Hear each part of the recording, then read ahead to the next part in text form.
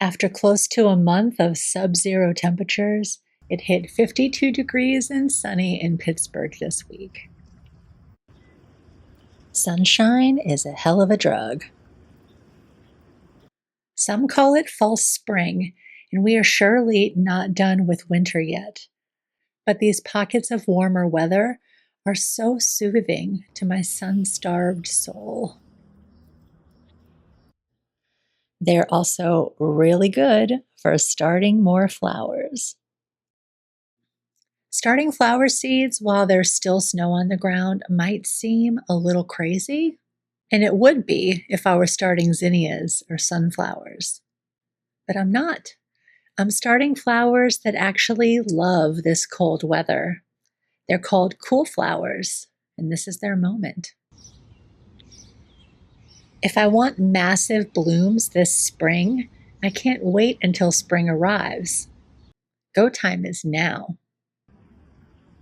So as the snow finally melts, let's start some cool flowers today.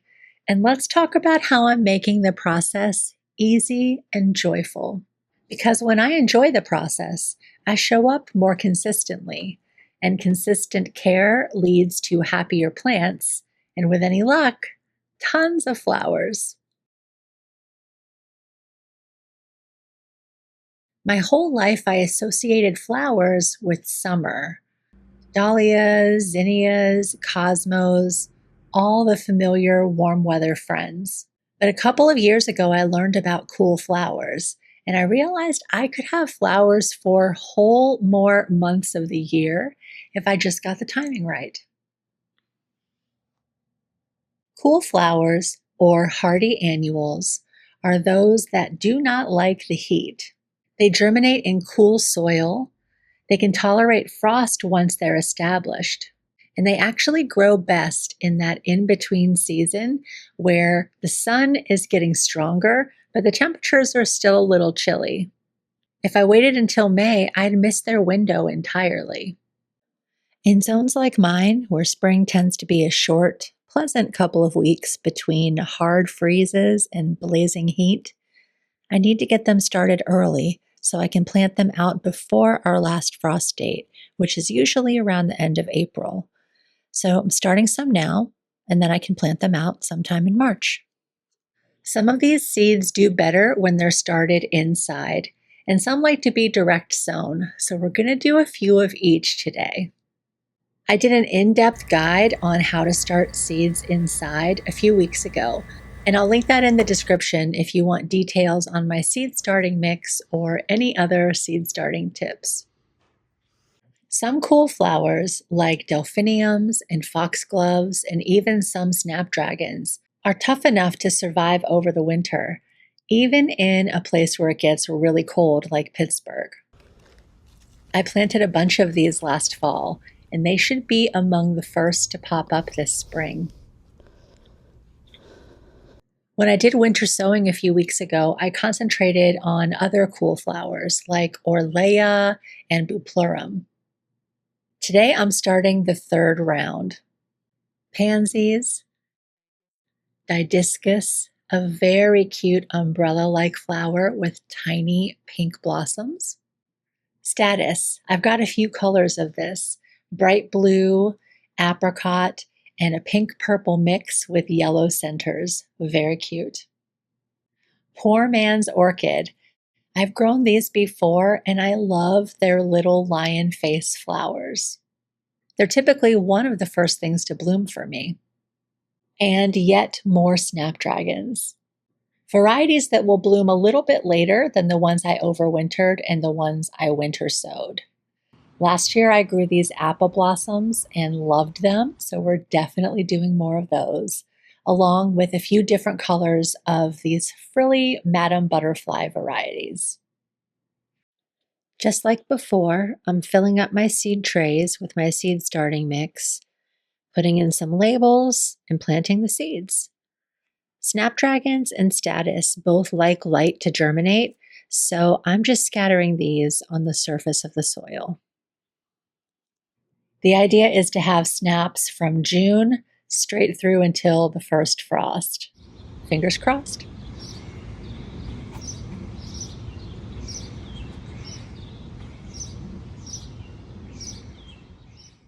This is my new seed starting setup, and so far I am loving it. The situation that I used before was in the basement, and it was just too easy to ignore. I don't love going in the basement, if I'm honest, so it was just a barrier between me and taking good care of my babies. Most of them would make it through okay, even with my slapdash care, but I didn't really enjoy it. And enjoying it is kind of the point, right? So I got this little grow shelf from Vigo Garden, the same place I got most of my raised beds. And so far, it's making a really big difference for me and the seedlings. Now I've got my babies in my living space where I can see them all the time and enjoy watching them grow, which makes it a lot easier for me to take really good care of them. The shelf is sturdy, the lights are strong, and aesthetically, it's cute enough that I don't mind having it in my dining room. Honestly, it's a huge upgrade for the whole family. There's a couple of things I really like about the design. First off, the lights are magnetic, so they're really easy to reposition. Also, if you happen to get a humidity dome from Vigo Garden, the light fits right in the top, so it's nice and strong for the seedlings. And now we wait for the seeds to do their thing.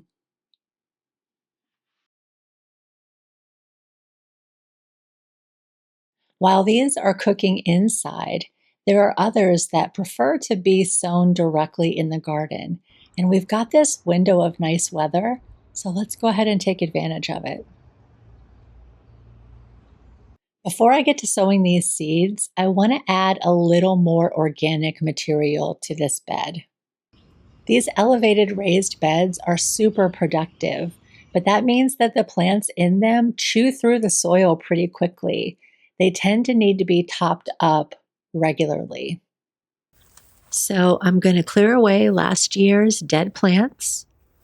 I'm going to mix up the soil a little bit, and I'm going to add a little more soil from these containers that I used last year. And then we're all ready to plant. It's wild to me that any seed would prefer to be sown out here in the cold rather than in the warm, cushy environment of my house. But these guys don't like to have their roots disturbed once they're established, which means transplanting is a no-go. So we're going to go ahead and sow them right where they're going to grow. I've got a bunch of pretty little flowers to sow here. Most of them are white with a few touches of purple. I've got some nigella, so cute and ethereal. Some dara, which is in the carrot family and has these really lovely clusters of purple and lavender flowers. And some bells of Ireland, beefy little chaps, along with buplorum, which is a green foliage plant with tiny yellow flowers, and some xeranthemum, which I've never grown before, which is a white flower that sort of looks like a cross between a daisy and a straw flower. I've also got some white lupin that fades to blush as it ages. That's going to be really pretty. I'm thinking a bit about the relative size of these plants as I sow them. So facing towards the south, I want the taller plants to be in the back and the smaller plants to be in the front. So that means I'm going to put the bells of Ireland and the lupin in the back, the nigella and the xeranthemum in the front, and fill in between with the dara and the buplorum. The soil is nice and moist already because of the tons of snow that just melted into it. So I'm not going to water these today, but I will keep an eye on this bed because, as with any seeds, we don't want them to dry out before they get a chance to germinate. This bed is going to look so good once it all fills out, and even better once we transplant some of the babies we started inside today.